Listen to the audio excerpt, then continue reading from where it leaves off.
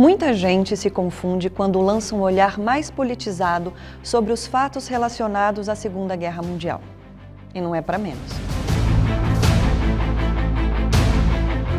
Quando a gente conta a história da Segunda Guerra, sempre acabamos falando da vitória militar dos aliados contra o chamado Eixo, formado pelos nazistas alemães, liderados por Adolf Hitler, que também contava com as forças militares italianas e nipônicas.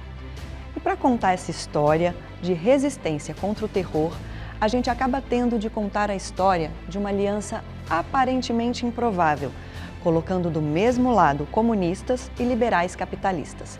Uma aliança que só triunfou porque patrocinou a unidade de forças contra um inimigo comum.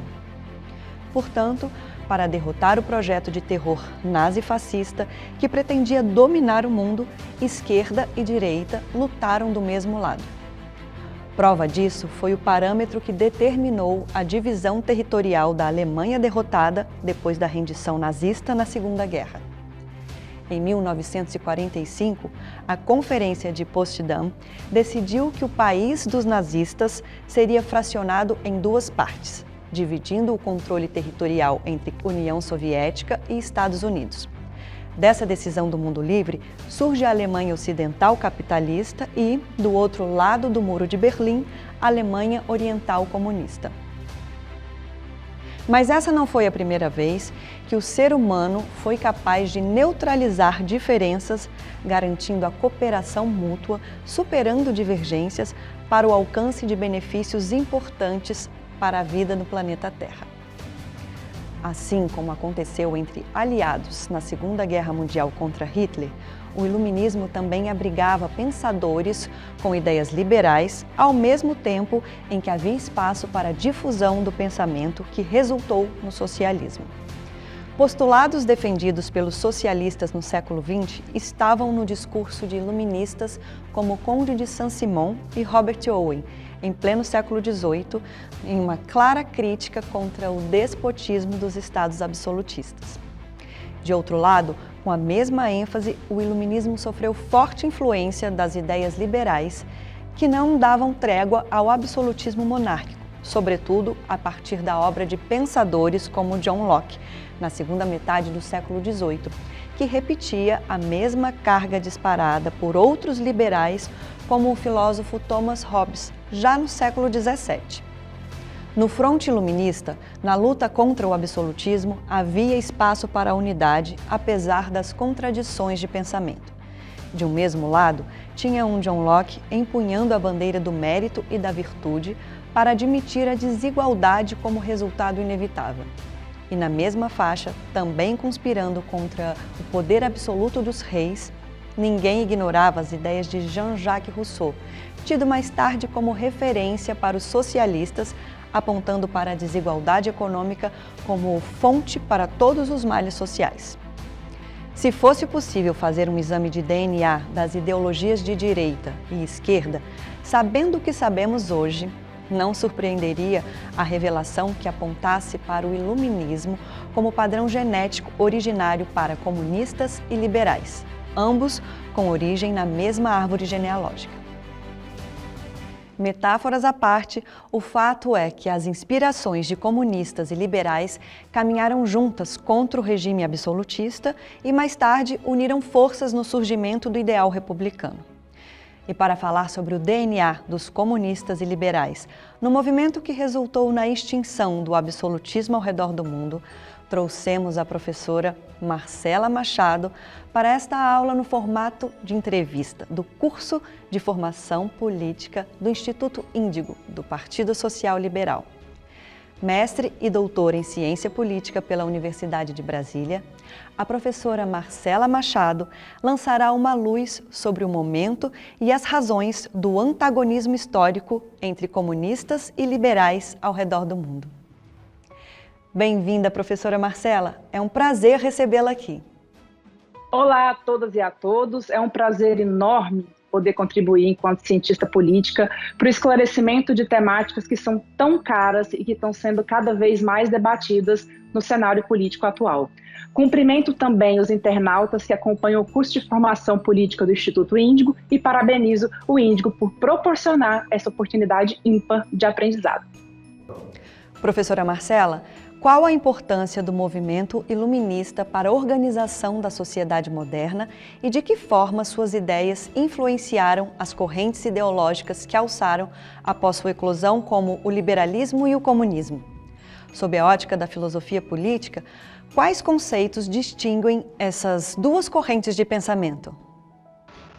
Bom, nós acabamos de ver que a busca pela razão no iluminismo, de modo geral, perpassava pelo questionamento, por essa ruptura com o passado e com o início de uma fase de progresso da humanidade.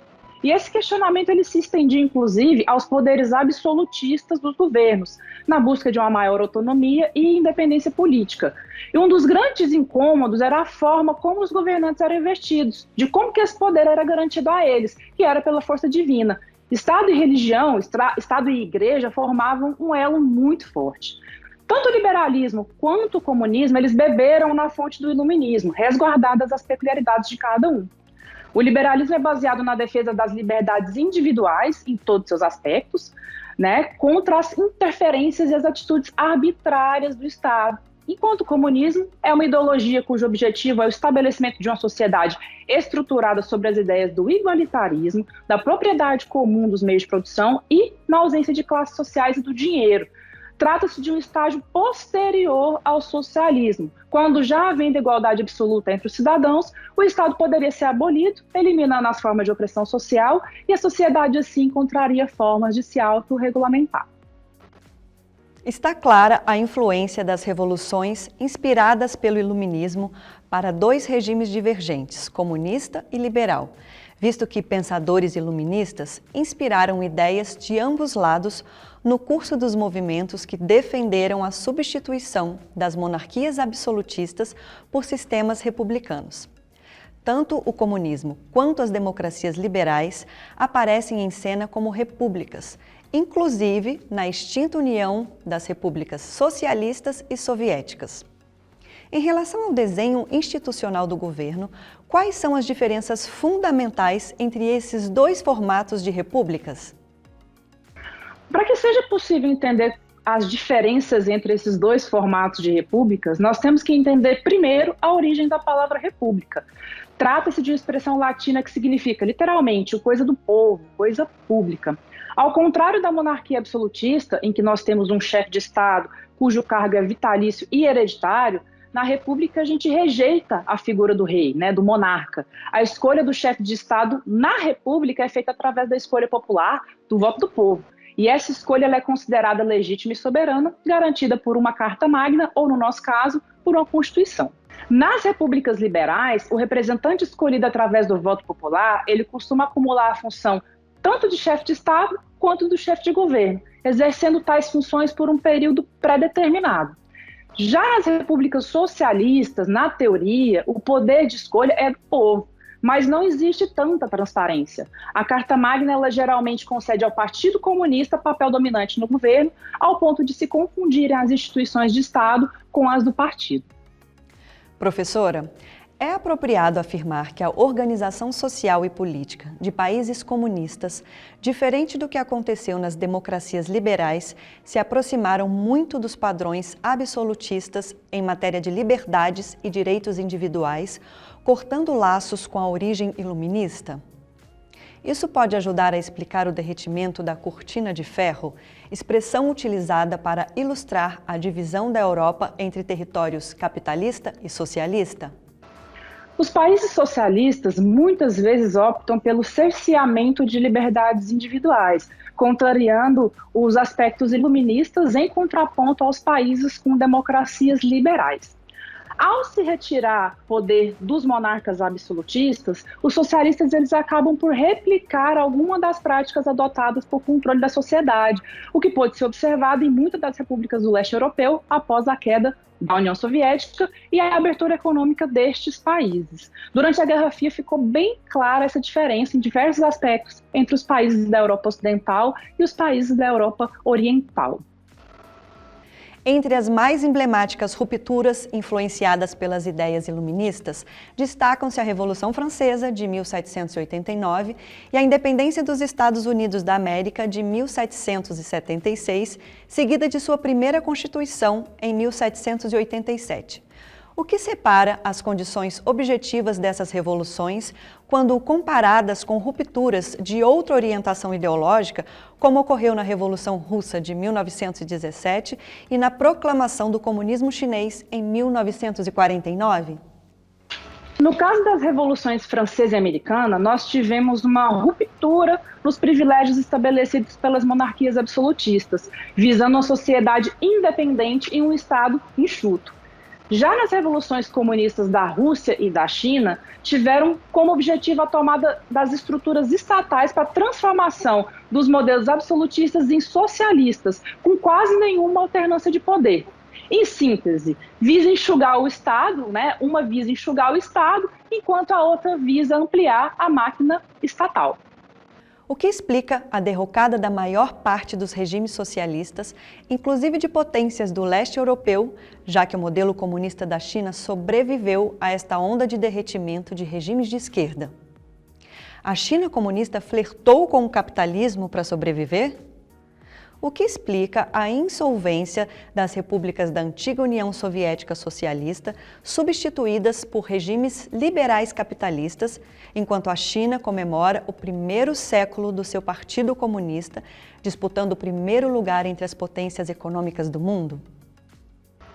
Bom, após o fim da Guerra Fria e a dissolução da União Soviética e todo o seu sistema de financiamento das repúblicas alinhadas ao socialismo, o modelo liberal capitalista se alastrou para o resto das sociedades nas quais ele ainda não havia chegado. E foi uma questão de tempo até que as nações antes estruturadas pelo socialismo se adaptassem aos modelos econômicos em uso por quase toda a totalidade do globo terrestre. No caso da China, nós temos um exemplo curioso. Manteve-se a estrutura socialista na forma de governo e controle da sociedade. Mas na parte econômica ocorreu uma adaptação para o capitalismo de mercado, fazendo da China uma potência mundial, mas com aspectos sociais complexos, como a falta de liberdade, autonomia e transparência. Trata-se de uma forma de capitalismo de Estado, que permite e encoraja a existência do setor privado, desde que não afronte o poder do Estado chinês e nem questione a autoridade do regime existente. Para encerrar essa aula da nossa professora Marcela, trazemos o contexto da negação dos ideais iluministas no curso dos regimes socialistas totalitários. Por essa razão, questionamos. É apropriado admitir que na China comunista, os ideais iluministas de liberdade foram ignorados para dar lugar a um novo formato de governança republicana que se assemelha ao totalitarismo intervencionista dos estados absolutistas? É possível exemplificar fatos de agressões às liberdades por regimes coletivistas? O atual regime chinês, por mais que ele tenha apresentado crescimento econômico expressivo nas últimas décadas, ele ainda apresenta aspectos que podem ser interpretados como antidemocráticos. Na verdade, isso é um paradoxo visível. O país ele tem aproveitado as novas tecnologias, bem como a sua ascensão econômica, para exercer controle sobre a dissidência e a população em geral, tolhendo a liberdade de expressão e as minorias étnicas. Como exemplo de ações do regime chinês que vão de encontro aos ideais iluministas, a gente pode citar repressão às minorias e aos direitos humanos, as restrições às liberdades de expressão, o cerceamento da imprensa e do trabalho jornalístico, a censura à internet e às redes sociais, a prisão de manifestantes nos recentes protestos em Hong Kong e, mais recentemente, a falta de transparência em dados públicos, a exemplo das informações sobre a Covid-19 no país, com dados ainda obscuros sobre o número de mortes e sobre a vacinação.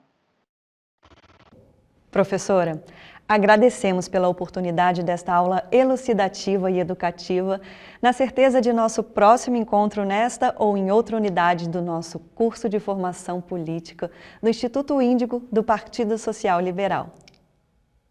Eu que agradeço a oportunidade proporcionada pelo Instituto Índigo, lembrando que essa aula foi uma aula síntese, né? Nós ainda temos muito a explorar dentro das temáticas aqui hoje exemplificadas, mostradas para vocês, e vocês podem ter certeza que nós teremos futuras oportunidades de delongar, de destrinchar ainda mais essa temática em outras aulas. Encerramos mais esta aula da primeira unidade dos cursos à distância do Instituto Índigo, na ocasião em que pudemos contar com a valiosa contribuição da professora Marcela Machado, num oferecimento do Partido Social Liberal. Mas não vá embora, fique com a gente e veja a revisão dos principais conteúdos desta aula.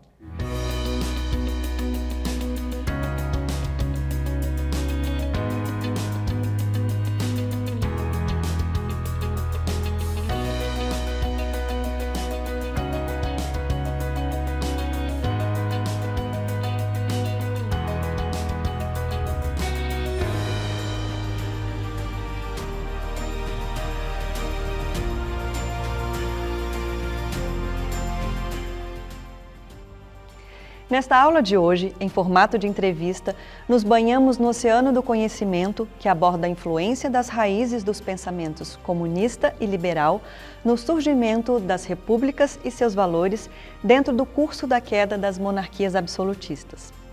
Uma abordagem enriquecedora que contou com os esclarecimentos da professora e cientista política Marcela Machado. Neste painel que abre portas instigantes, tivemos a oportunidade do conhecimento introdutório para entender como e por que o DNA do comunismo tem a mesma origem histórica das democracias liberais. Aqui, nós passamos a entender os caminhos percorridos por cada um desses movimentos originados do iluminismo que inspirou a queda do absolutismo sobre a Terra. Para começar a entender essa parceria entre idealistas de diferentes inspirações no movimento que derrubou o absolutismo monárquico, o internauta precisa saber um pouco mais sobre esse ambiente ideológico. E foi assim, explicando o que foi o iluminismo, como ele surge, que a professora Marcela abriu sua aula em formato de entrevista, com palavras acessíveis e lógicas, de fácil compreensão. Com a mesma clareza da sua primeira abordagem em nossa aula-entrevista, a professora Marcela alinhavou aspectos fundamentais para explicar como a razão conspirava contra as monarquias absolutistas. A professora abordou, de maneira objetiva e direta, a bandeira da separação formal entre o Estado e a Igreja, além de aspectos relevantes para a sociedade preconizada pelos iluministas. Essa nossa estimulante videoaula mostrou como e por que os comunistas e os liberais partem da mesma origem, mas trilham caminhos diferentes no curso da história. A professora Marcela deixou bem claro em que momento estes dois movimentos se separam, além de indicar quais são os fundamentos que levaram liberais e comunistas para o antagonismo que conhecemos hoje. Quem não perdeu nenhum detalhe desta aula estimulante passou a entender o real sentido de uma república. Mas os esclarecimentos não pararam por aí. O nosso internauta também passou a entender por que as repúblicas podem ter suas variantes, suas semelhanças e suas diferenças entre si. Se o pensamento iluminista serviu de norte para movimentos que não aceitavam o totalitarismo e a opressão das monarquias, a aula de hoje mostrou por que o autoritarismo de Estado não foi enterrado junto com o sepultamento do absolutismo. Ditaduras repetiram a natureza despótica das monarquias absolutistas, deturpando o ideal republicano para abrir campo ao florescimento do autoritarismo de Estado que caracterizou regimes socialistas ao redor do mundo. Ainda que marcada pela natureza introdutória, essa inesquecível aula-entrevista com a professora Marcela não deixou de abordar aspectos relevantes para a compreensão da organização do Estado no mundo moderno.